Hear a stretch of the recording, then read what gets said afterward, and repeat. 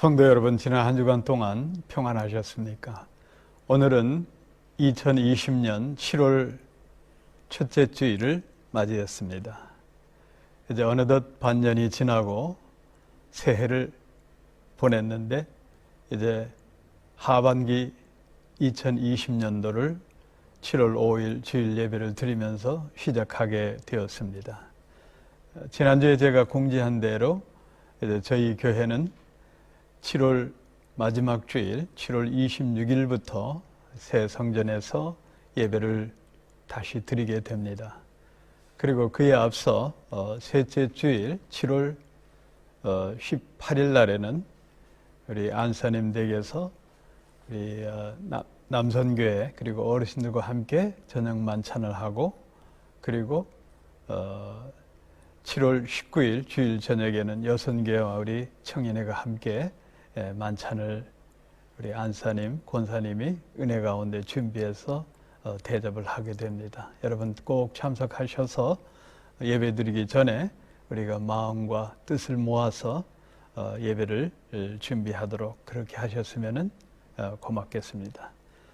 이 시간 성령님께서 우리 모두를 안위하시고 온라인으로 예배드리지만 한 마음과 한 뜻으로 주님 전에 모여 예배드리는 마음으로 예배를 시작하도록 하겠습니다. 이 시간 우리 함께 하나님 말씀을 교독하도록 하겠습니다. 오늘은 구약 성경 호세아서 6장 1절에서 3절 말씀을 교독합니다.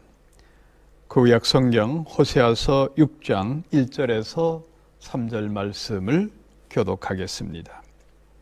봉독합니다. 오라, 우리가 하나님께로 돌아가자. 여호와께서 우리를 찢으셨으나 도로 낫게 하실 것이요 우리를 치셨으나 싸매어 주실 것임이로라. 여호와께서 이틀 후에 우리를 살리시며 제3일에 우리를 일으키시리니 우리가 그 앞에서 살리라. 그러므로 우리가 여호와를 알자. 힘써 여호와를 알자. 그의 나오심은 새벽까지 일정하니 비와 같이 땅을 적시는 늦은 비와 같이 우리에게 임하시리라 하리라. 아멘. 아멘. 사회적으로 성공한 사람들을 보면은 인생의 전환점을 맞이하는 터닝 포인트가 있습니다. 공부를 하든 사업에 성공을 하든 프로페셔널 스포츠맨으로 성공을 하든 모든 일에 있어서 터닝 포인트가 있습니다. 그 분야의 그 터닝 포인트로 인해서 최고의 경지에 올랐던 겁니다. 인생의 전환점을 주는 큰 계기 필요합니다. 그래야 사회에서도 성공을 합니다. 왜냐하면 인생의 큰 전환점을 맞이하게 되면 세상에 어떤 역경과 혼란과 어려움이 닥쳐도 그것을 극복할 수 있는 그런 자생력이 있기 때문입니다. 자, 그렇다고 하면 영적인 터닝 포인트는 무엇입니까? 바로 회개입니다. 회개는 먼저 자기 죄를 깨닫고 고백하는 일이 중요합니다. 그러나 회개의 중요한 것은 궁극적으로 회복에 있습니다. 회개는 그래서 반드시 필요합니다.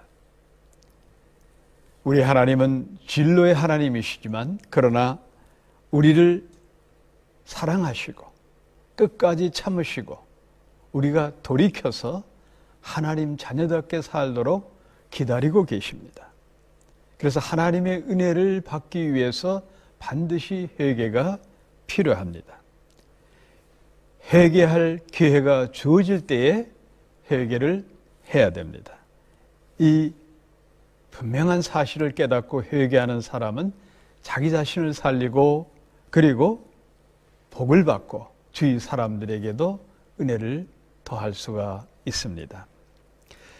구약 성경에서는 회개하라, repent, 회개하라는 말 대신에 죄에서 돌이키라, 하나님께로 돌아가라, 그런 의미로 자주 사용하는 히브리 단어 나함이란 말과 스브란 말이 있습니다. 나함이란 말은 애통하다는 뜻이고 스브란 말은 돌아가다는 뜻입니다. 하나님과의 관계를 회복하는 것이 회개입니다. 구약시대의 회개는 한 개인의 회개도 중요하지만 이스라엘 민족 전체가 회개하는 것이 대단히 중요했습니다. 다윗이 개인적으로 하나님 앞에 회개하지만 그는 이스라엘을 대표하는 임금으로서 이스라엘 민족을 대표해서 회개하는 내용이 우리가 구약 성경을 통해서 종종 알 수가 있습니다. 자, 신약 성경의 회개는 메타노에란 히라브 단어로 쓰는데 이 말 뜻은 그야말로 개인의 회개입니다. 침례 요한에서부터 12사도에 이르기까지 개인 구원에 대한 회개를 강조합니다. 성령이 강림하던 날 오순절날에 사도 베드로는 성령 충만함을 받고 이렇게 설교했습니다. 너희가 회개하여 각각 예수 그리스도의 이름으로 침례를 받고 죄 사함을 얻으라. 그리하면 성령을 받으리라. 할렐루야. 예수님의 사역을 통해서도 종종 주님께서 직접 회개시키는 사건들이 자주 나옵니다. 대표적인 게 베드로의 회개가 되는 겁니다. 그리고 탕자의 비유를 통해서 회개하는 둘째 아들, 집 나간 둘째 아들이 돌아오는 회개의 사건, 누가복음 19장에 나오는 세리 삭개오에 대한 회개하는 사건, 또 마지막으로 십자가에 운명하실 때에 양옆에 두 강도가 있었습니다. 한 강도는 예수님을 하나님의 아들로 영접하고 당신께서 낙원에 들어가는 그 시기에 나도 데려가 달라고 요청하는 회개하는 놀라운 역사가 있었습니다. 사랑하는 성도 여러분, 신약 시대에는 그야말로 예수를 영접하기 위해서 회개가 반드시 필요합니다. 회개 없이 예수를 영접하고 예수를 믿기란 상당히 어렵습니다. 그래서 침례 요한은 이렇게 외칩니다. 회개하라, 천국이 가까웠느니라. 마지막 선지자의 역할이 백성들에게 회개를 촉구하는 것이었습니다. 그리고 그는 거듭 이렇게 말씀합니다. 그러므로 회개에 합당한 열매를 맺으라고 합니다. 회개에 합당한 열매를 맺는 것이 자기 죄를 자복하고 이 죄를 해결할 수 없는 것을 예수의 십자가의 보혈로 거듭나서 하나님의 사람으로 되는 그 역사가 회개의 열매가 되는 것입니다. 사랑하는 성도 여러분, 구원받기 위해서는 먼저 회개가 필수적이고 선행되어야 되는 일입니다. 회개는 단순히 죄를 자복하고 하나님의 자비를 구하는 것이 아닙니다. 회개의 깊은 뜻, 그리고 하나님께서 우리에게 회개를 요구하시는 궁극적인 목적은 우리가 죄 가운데서 돌이켜 새 사람이 되어 영혼육이 회복되는 일이라는 사실을 우리는 꼭 기억해야 됩니다. 가버나움 회당에 손 오그라든 마른 손 가진 자를 주님께서 고쳐주십니다. 이 사건을 사도 마가는 마가복음 3장 5절에서 이렇게 기록을 합니다. 그가 내밀매 그 손이 회복되었더라. 마른 손이 회복되는 사건이 일어났다고 가리킵니다. 그런데 여러분, 이 불구의 손으로 평생 살아가는 이 사람을 건강하고 온전한 사람으로 회복시켰는데 바리새인들은 시기하고 질투해서 어찌 안식일 날 마른 손을 고쳐주냐고 생각하며 헤롯 당들과 더불어 예수님을 죽이려고 음모를 꾸미게 되는 겁니다. 사랑하는 성도 여러분, 주님께서 이 땅에 오신 목적은 병든 자를 회복시키는 것, 치유해서 회복시키는 겁니다. 하나님의 거룩한 사역 속에 회복이 늘 함께하고 있는 것입니다. 오늘 그리하여 호세아 선지자는 우리에게 분명히 말씀합니다. 돌이키는 것, 여호와 하나님 앞에 돌아가는 것이 회개입니다. 오라 우리가 여호와께로 돌아가자. 하나님 앞으로 다시 돌아가는 것이 회개인 겁니다. 이스라엘 백성에게 이제 아직도 한 가닥 희망이 남아있는 것은 하나님께 돌아와서 하나님 말씀에 순종하고 그리고 하나님의 심판을 피하는 것입니다. 북쪽 이스라엘 백성은 그동안 바알과 아세라 우상의 신들을 섬기며 하나님의 진로를 샀습니다. 그리고 그들은 아랍 왕국으로부터 종종 침략을 받았고 애굽 왕국으로부터 종종 침략을 받았는데 이제는 동북방 지역의 거세기라는 아수르 제국이 이제 나라를 완전히 초토화시킬 멸망 위기에 있는 겁니다. 이 시대에 나타난 선지자가 바로 호세아 선지자입니다. 이 호세아 선지자는 그의 아버지의 이름이 호세아서 1장에 나옵니다. 부리의 아들 호세아라고 나오는데 이 부리에라는 말은 샘물, 설명하는 자, 그런 의미가 있습니다. 아버지가 선지자는 아닌 것 같지만 그러나 호세아는 선지자가 될 만한 가문에 태어난 사람으로 보입니다. 이 호세아라는 이름은 여호와는 이스라엘의 구원이시다라는 의미가 있습니다. 이 호세아 선지자는 북쪽 이스라엘의 여섯 왕 여로보암 2세에서부터 여섯 왕들과 더불어 하나님을 섬겼던 사람입니다. 그리고 북쪽 이스라엘이 아수르 제국에 멸망하던 주전 722년까지 40년 동안 긴 세월 동안 선지자 역할을 했던 사람입니다. 이 선지자가 이스라엘 백성을 향해서 외치는 중요한 말씀은 여호와 하나님께 돌아가자는 겁니다.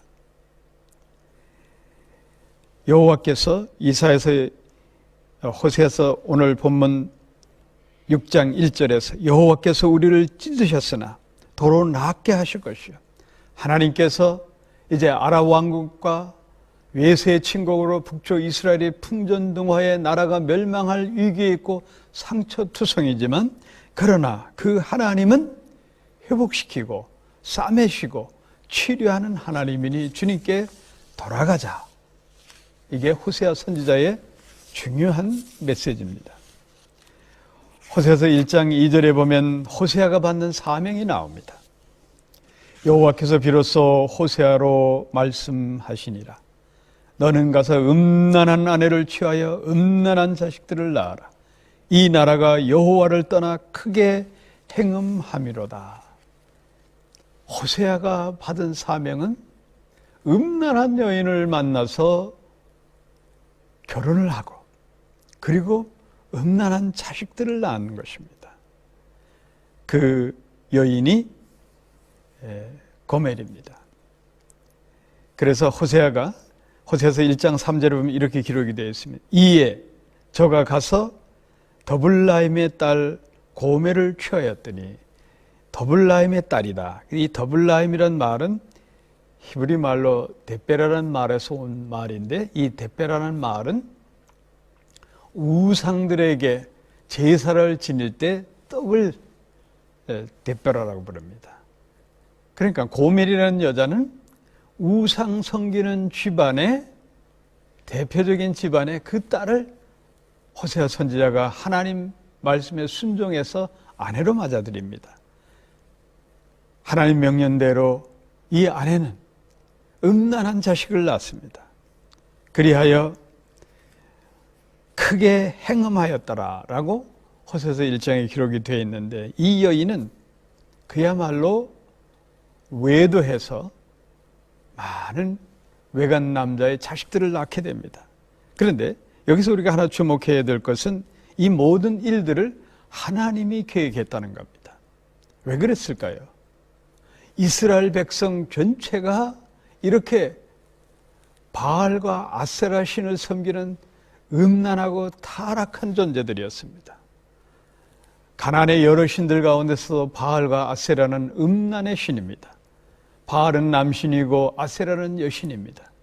이 남녀 신이 교접해서 이 땅 위에 비를 내리게 하고 풍요를 준다고 믿었던 겁니다. 그리해서 바알 신전에는 소위 말하는 제녀, 이 우상을 섬기는 데 필요한 장녀들이 있습니다. 자그만치 바알의 큰 신전에는 3,000명이나 있었던 것으로 역사적으로 기록이 되어 있습니다. 그러니까 이스라엘 백성들은 모세오경의 엄격하고 거룩한 말씀을 준행하기보다는 바알신과 아세라신을 섬기는 게 아주 쉽고 쾌락적인 종교니까 관심을 갖게 되는 겁니다. 그래서 여호와 하나님을 섬기기보다는 바알 신전에서 창녀들과 교접을 하면서 하늘에서 비가 내릴 것처럼 생각을 했던 겁니다. 그래서 하나님은 진노하셔서 북쪽 이스라엘 아합 왕 때는 3년 6개월 동안 비를 내리지 않게 하셨습니다.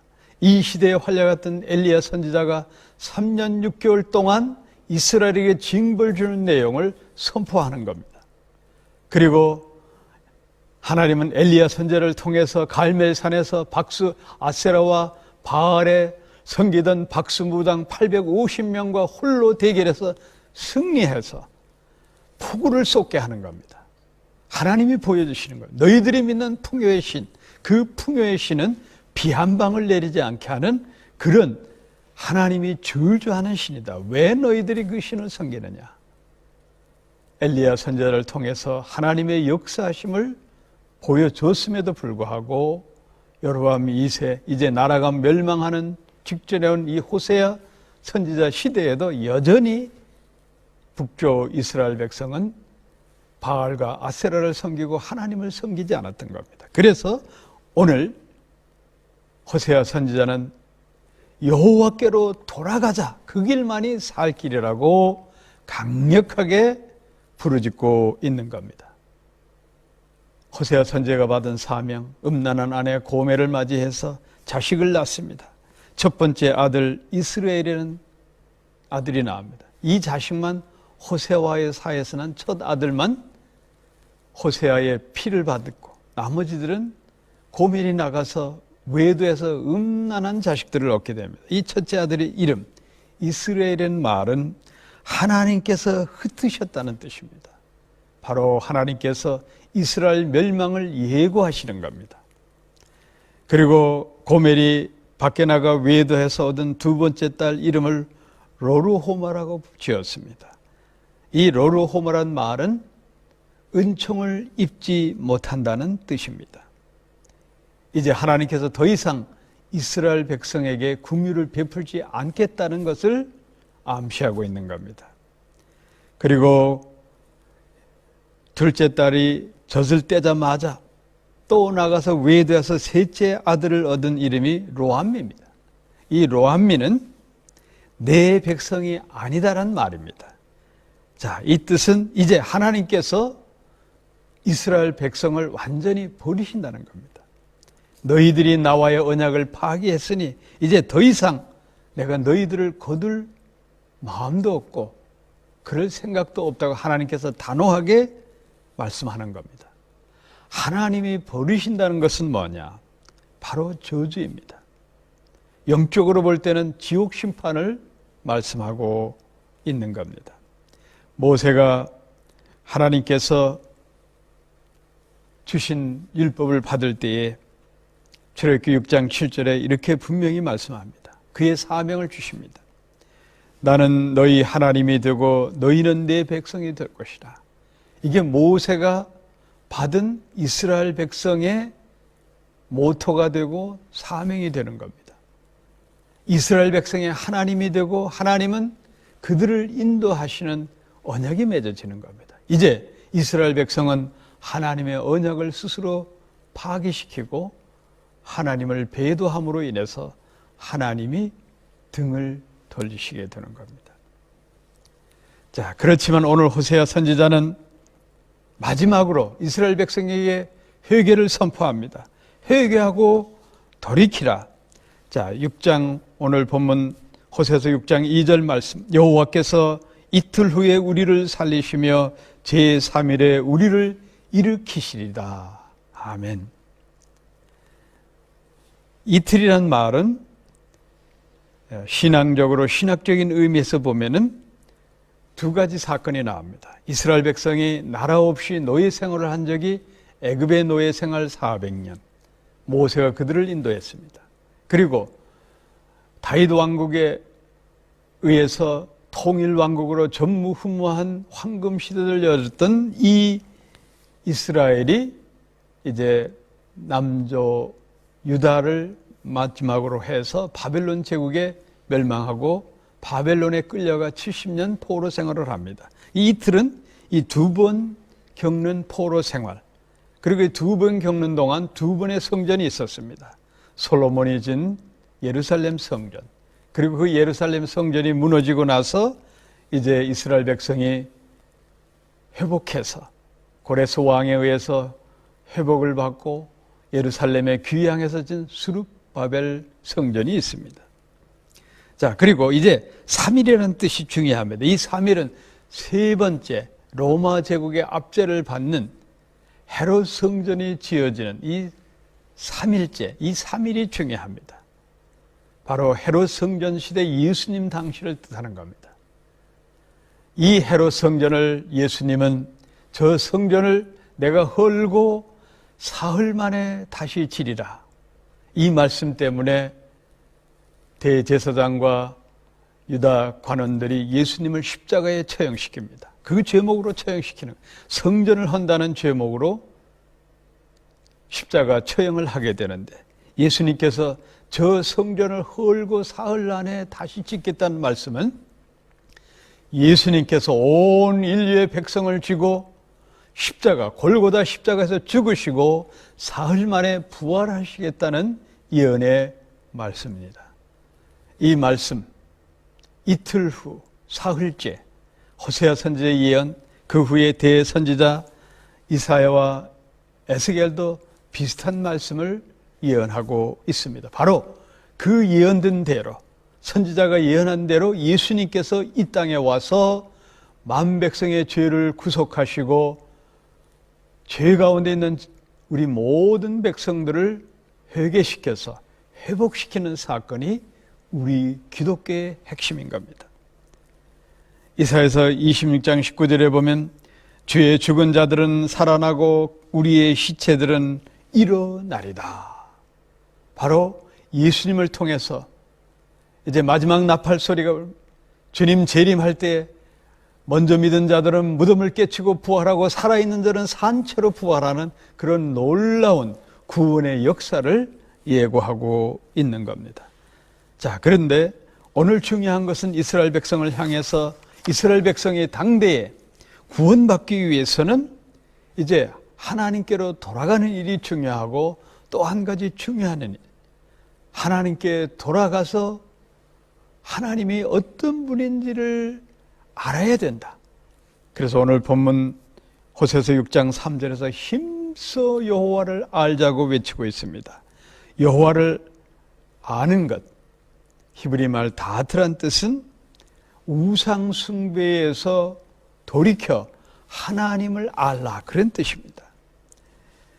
호세아서 오늘 본문 6장 6절 하반부에 이렇게 나옵니다. 나는 인애를 원하고 제사를 원치 아니하며 번제보다 하나님 아는 것을 원하노라. 우리 하나님은 형식적인 종교적인 예배를 원치 않으십니다. 중요한 것은 여호와 하나님의 깊은 뜻을 알라는 겁니다. 여기서 힘쓰라는 말은 뒤따른다는 말입니다. 하나님 말씀을 깨닫고 따르는 일이 여러분 종교적인 행위나 어떤 사회봉사보다 훨씬 중요한 겁니다. 모세가 이제 이스라엘 백성을 하여 재차 하나님 말씀을 선포합니다. 신명기 30장 2절 3절 말씀은 이스라엘의 하나님과의 관계 속에 그들의 신앙을 지켜나갈 길을 제시합니다. 너와 내 자손이 내 하나님 여호와께 돌아와 내가 오늘날 내게 명한 것을 온전히 따라서 마음을 다하고 성품을 다하여 여호와의 말씀을 순종하면 너를 흩으신 그 모든 백성들 중에서 너를 모시리라. 구약의 이스라엘 백성이 하나님 말씀에 순종했을 때 그들을 나라를 세워주시고 굳건하게 하시고 그들에게 복을 주십니다. 신약시대에도 마찬가지입니다. 이제 육신이 말씀이 되어 이 땅에 오신 예수를 영접하고 하나님 말씀에 따라 순종하는 자들을 우리 하나님은 복의 복을 더해 주십니다. 호세아 선지자는 인간이 수시로 변하고 이스라엘 백성이 수시로 하나님을 배도하지만 그 하나님은 인간에 비해서 어제나 오늘이나 영원토록 변치 않으심을 본문 호세아서 6장 3절에 이렇게 표현합니다. 그의 나오심은 새벽까지 일정하니. 여기 나오심이란 말은 아차란 말인데 아침 해가 떠오르는 것을 말합니다. 우리 하나님은 매일 해가 뜨듯이 그렇게 변함이 없습니다. 인간은 수시로 변합니다. 우리 하나님은 변치 않으시는 영원하신 하나님이십니다. 자, 그 하나님은 또 우리를 향해 어떻게 하시냐? 오늘 본문 호세아서 6장 3절 말씀대로 비와 같이 땅을 적시는 늦은 비와 같이 우리에게 임하시리라. 때에 따라 하나님은 곡식이 잘 있도록 비를 내려주십니다. 그런 하나님입니다. 여기서 비, 게헴이라는 말은 10월 초부터 2월 말까지 내리는 비입니다. 이제 우리 한국과 달리 이스라엘 땅은 가을에 씨앗을 파종합니다. 씨앗을 파종하고 나면 10월 달부터 이제 이른비가 내려져야 됩니다. 바로 그 이른비를 말하는 겁니다. 그리고 이제 겨울을 지나면서 늦은 비가 있습니다. 이 늦은 비는 밀보리 농사에 아주 중요한 3, 4월에 내리는 비인데 이 비가 곡식을 연글게 합니다. 이렇게 우리 하나님은 때에 따라 비를 내려주시고 이스라엘 백성을 축복하지만 이스라엘 백성은 엉뚱한 바알과 아세라의 신을 섬기면서 풍요의 신이라고 믿고 그리고 복을 달라고 우상에 절하고 있는 그것을 향해서 호세아 선지자는 선포합니다. 안타까워서 이제 그들의 모든 모습을 음란한 여인이 음란한 시대를 말하는 것처럼 그러한 것을 지쳐가시면서 이제 늦지 않았으니 돌이켜서 주님 앞에 돌아오라고 간곡하게 선포하고 있는 겁니다. 사랑하는 성도 여러분, 온 세계는 지금 전염병이 돌고 있습니다. 많은 사람들의 생명도 잃고 있습니다. 전염병의 두려움과 공포에 있습니다. 그로 인해서 경제가 마비되어 당장 먹고 살 일이 막막한 어려운 시기가 오늘 이 시대입니다. 자, 그러나 우리 믿는 자는 분명히 알아야 됩니다. 전염병을 주신 이도 하나님이시고 전염병을 그치게 하고 고쳐주신 이도 하나님이심을 믿으시기를 바랍니다. 우리 인생의 모든 생사화복은 주님의 손길에 달려 있습니다. 하나님의 깊은 뜻을 알아야 됩니다.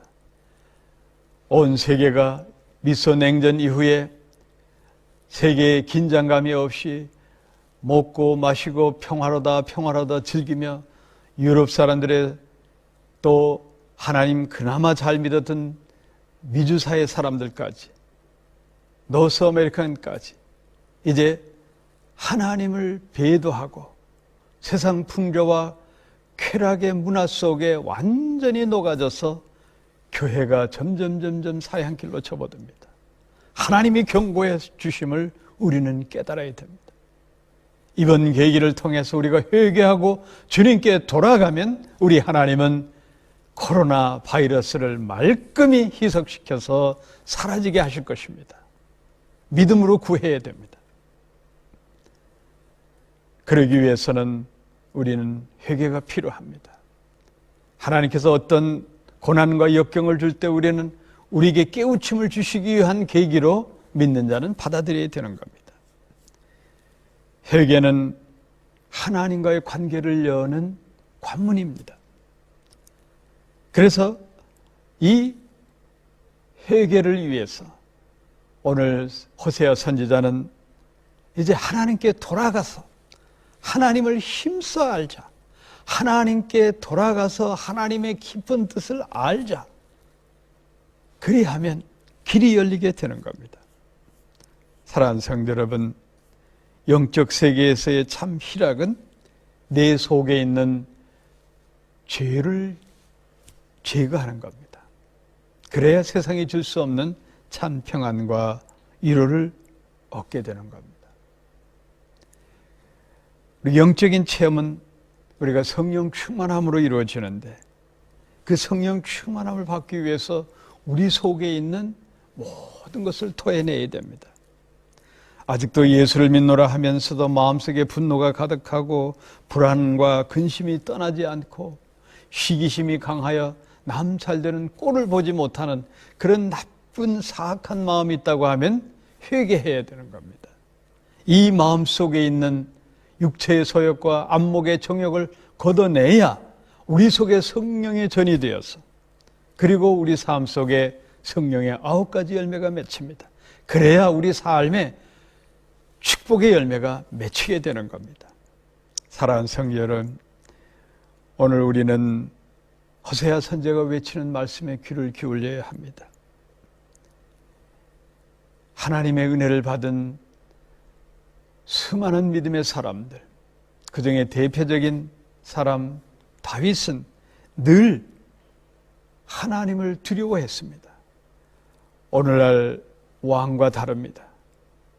다윗 시대의 왕은 무소불능의 권능을 가졌던 그러한 권위 있는 자입니다. 그러나 그는 늘 하나님 앞에 작은 죄에 대해서도 두렵고 떨렸던 것입니다. 고대 중동 사회에서 남의 시내의 아내를 취하는 것은 그건 부끄러운 일도 하고 죄도 아니었습니다. 그러나 다윗은 밧세바를 취한 것으로 인해서 얼마나 괴로워하고 눈물 침상이 되어 밤새도록 통곡하면서 회개했던 사람입니다. 왜? 다윗은 하나님을 알았기 때문입니다. 하나님이 자기를 세워서 베들레헴 목동을 이스라엘 임금으로 세워서 온 중동 근방에 있던 모든 나라들이 스스로 알아서 조공을 바치는 그러한 강성한 이스라엘 역사의 전무후무한 황금시대를 연 왕이지만 자기가 잘나서 된 것이 아님을 압니다. 여호와 하나님께서 자기를 세워줬기 때문에 그런 임금이 된 것을 알았습니다. 그래서 그는 늘 두렵고 떨리는 마음으로 하나님 앞에 회개 기도를 드렸습니다. 이제 아랍 왕국과 에돔 족속이 연합군으로 이스라엘 침공해서 다윗이 전투에 나갔을 때 전세가 불리했습니다. 그때 그는 시편 60편 1절에 보면 이렇게 하나님께 찬양합니다. 하나님이여 주께서 우리를 버려 흩으셨고 분노하셨으나 지금은 우리를 회복시키소서. 다윗은 참회하면서 하나님께서 우리를 회복해 달라고 간절히 기도와 찬양을 돌렸을 때에 충신 요압 장군이 에덴 족속을 영국 굴짝에서 물리치고 아랍 군대를 완전히 겸허시켜서 승리케 하는 놀라운 역사를 맞이하게 되었던 것입니다. 사랑하는 성도 여러분, 하나님 앞에 늘 회개하면 하나님의 놀라운 역사가 일어납니다. 1960년대와 70년대에 미국에서는 빌리그리암 집회가 크게 미국 전역에 복음을 전파하는 놀라운 역사의 사건들이 있었습니다. 빌리그레함이 샌프란시스코에서 부흥 집회를 할 때입니다. 캘리포니아 대학원에 다니던 학생이 있었는데 이 학생은 알코올 중독자였어요. 알코올 중독으로 인해서 학업도 포기하고 가정에서도 그를 포기했습니다. 자신이 너무 초라해서 그는 2번씩이나 샌프란시스코에 있는 금문교에 올라가 자살을 시도하려고 했던 그런 청년이었습니다.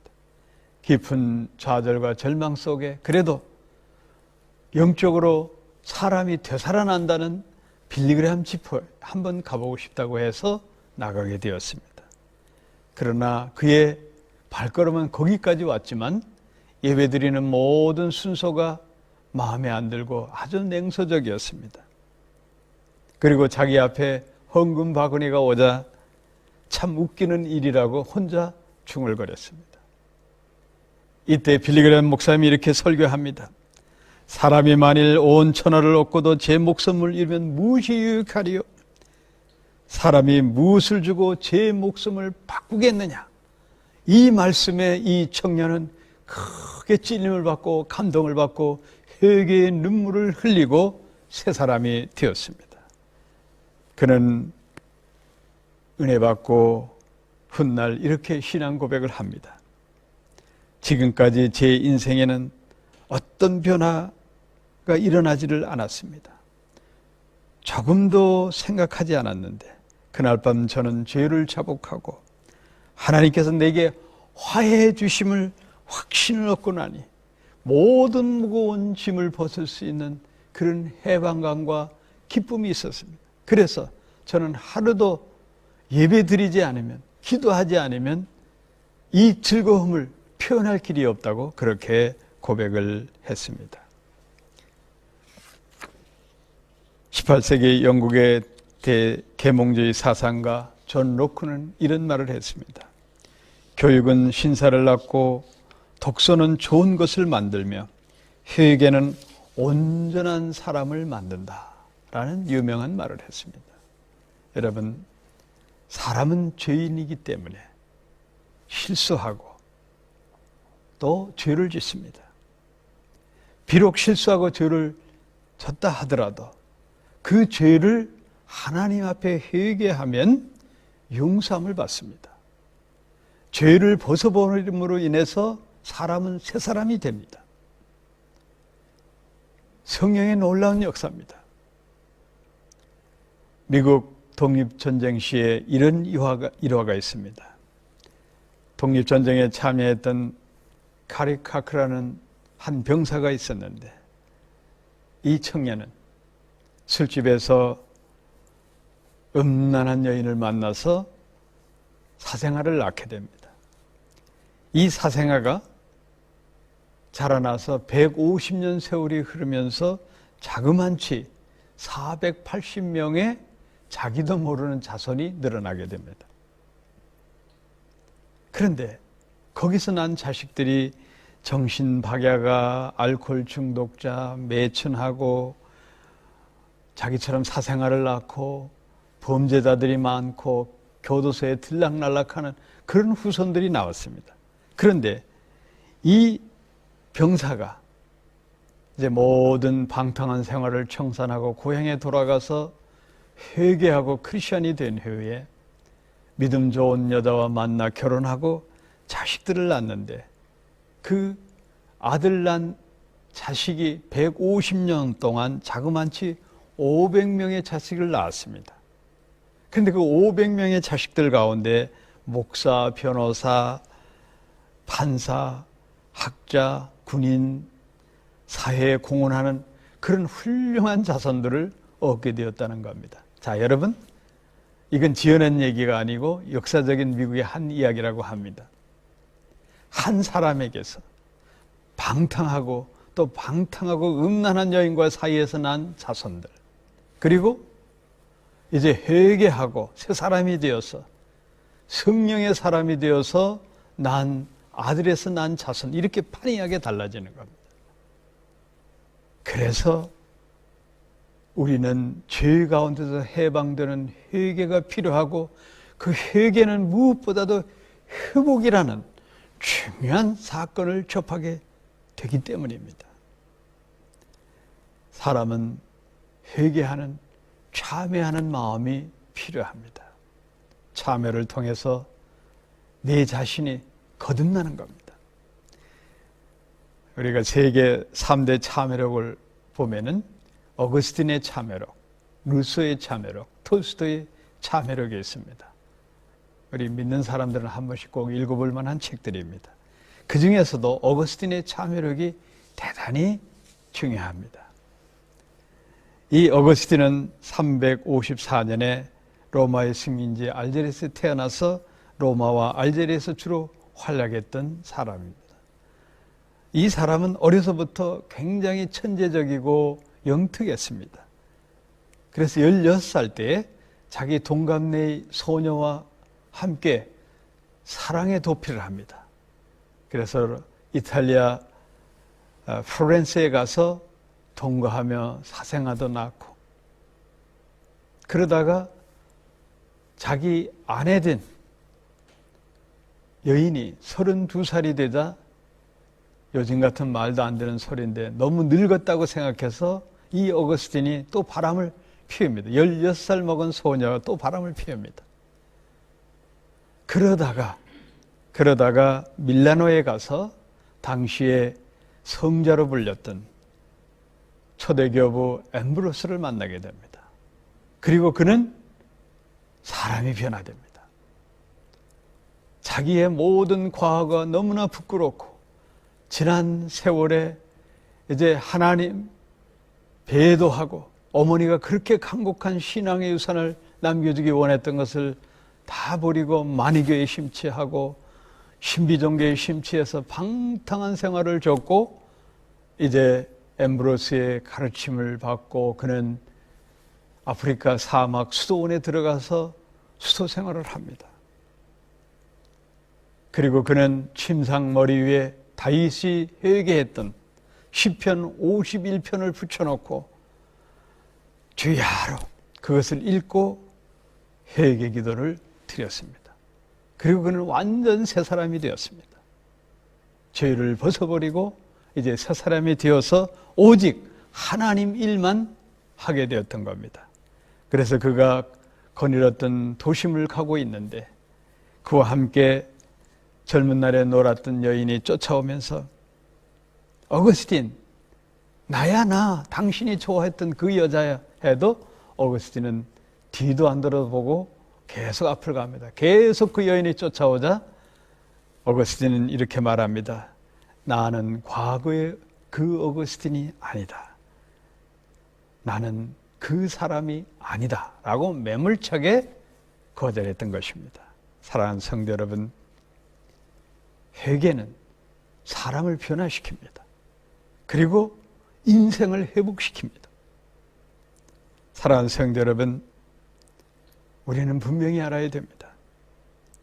무엇보다도 하나님의 깊은 섭리와 뜻을 알아야 됩니다. 그 깊은 섭리는 아주 간단한 겁니다. 주님께 돌아가서 주의 말씀대로 살고자 하는 백성이 되라는 겁니다.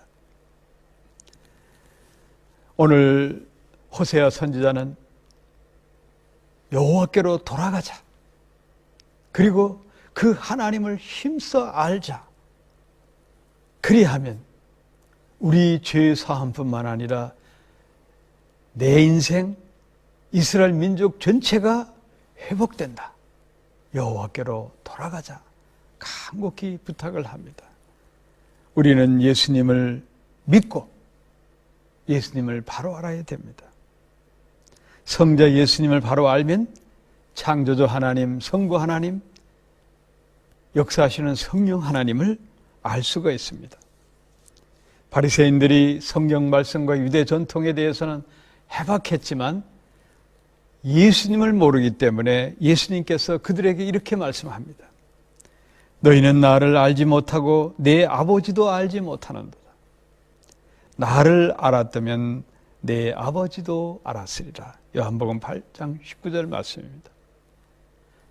아무리 성경 지식이 해박하고 유대 전통을 알았던 그 바리새인들, 예수를 바로 알지 못하니까, 예수를 믿지 못하고 예수의 권능을 하나님의 아들로 영접하지 못하는 겁니다.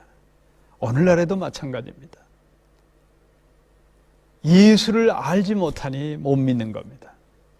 우리 먼저 믿는 자들은 예수를 모르는 자에게 복음을 전파해서 그들이 회개하고 돌아와 새 사람이 되고 하나님 백성 되도록 인도할 사명이 있는 겁니다. 주님은 요한복음 8장 32절에서 분명히 말씀합니다. 진리를 알지니 진리가 너희를 자유케 하리라. 진리이신 예수. 요한복음 14장 6절 말씀. 내가 곧 길이요 진리요 생명이니 나로 맘지 않고는 아버지께로 올 자가 없느니라. 예수를 알고 예수를 믿으면 성부 하나님을 알고 성부 하나님을 영접하고 성부 하나님을 믿음으로 말미암아 창조주 그 하나님 우리에게 주시고자 하는 권능을 얻게 되는 것입니다. 사랑하는 성도 여러분, 우리의 인생과 길인 예수를 믿으십시오. 그리고 예수를 바로 알고 바로 믿으십시오. 그리하면 복이 임할 줄 믿습니다. 우리 청년들이여 젊어서 예수를 믿으십시오. 그리하면 내가 누구인지 내가 갈 인생길을 열 수가 있습니다. 예수를 믿으면 나의 인생관, 가치관, 세계관이 바뀝니다. 그리고 내 인생이 행복한 삶으로 만들어져 가는 것입니다. 사랑하는 성도 여러분, 코로나 바이러스 사태로 인해서 우리는 사회적 거리두기를 해오고 있습니다. 그동안 예배당의 문이 닫히고 예배를 드리지 못하게 되었습니다. 한두 주, 한 달, 두 달, 어느덧 4개월이 지났습니다. 어쩌다 주일 성수 한 주 빼먹으면 여러분 회복하는데 한 주가 더 걸립니다. 한 달 동안 교회 안 나가면 여러분 그냥 교회 나가면 되지가 아닙니다. 한 달의 소요 시간이 또 필요합니다. 어느덧 4개월을 우리가 예배드리지 못했습니다. 4개월 예배드리지 못한, 성전에 모여 예배드리지 못한 이것을 회복하는데 4개월이 필요합니다.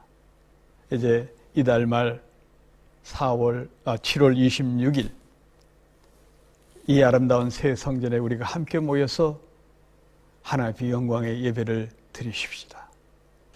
이것이 우리의 길이요, 여기에 우리의 행복이 있고 여기에 하나님의 임재가 있고 하나님의 축복이 임하게 될 것입니다. 인간의 모든 수단 방법을 다 내려놓고 하나님께 돌아가면 길이 열립니다.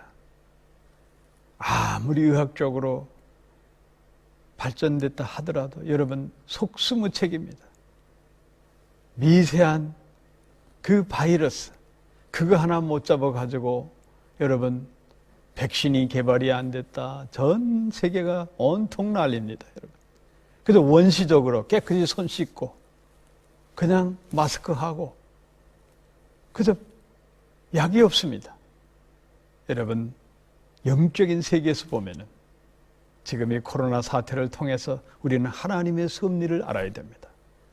하나님께서 온 인류를 향해서 모든 우상과 거짓된 사상을 내려놓고 돌이켜서 주님께 돌아가라. 그리고 하나님을 알고 하나님 말씀에 순종하고 힘써 주의 일에 진력하라. 하나님의 명령이 있습니다. 사랑하는 성도 여러분, 우리 하나님은 상처를 주시지만 다시 치유하시는 하나님입니다. 이제 주님께 돌아가면 우리의 영혼육이 상처받은 것을 아물게 하십니다. 우리 하나님께 모든 허물과 죄를 자복하고 주님께 돌아갑시다.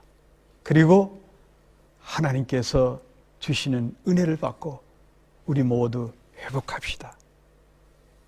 그리하여 영혼에게 강건함을 힘입고 하루하루 주 예수의 이름으로 승리하는 여러분 되시길 주의 이름으로 축복합니다. 축도로 예배를 마치도록 하겠습니다. 이제는 우리 주님 예수 그리스도의 크신 은혜와 성부 하나님의 그 놀라우신 사랑하심과 넘치는 축복하심이 성령님의 내주 감화 감동 충만하심이 머리 숙인 주님의 귀한 권속들 위에 저들 가정 위에 우리 메커리 한인교회 위에 이제부터 영원토록 함께 있을지어다. 아멘.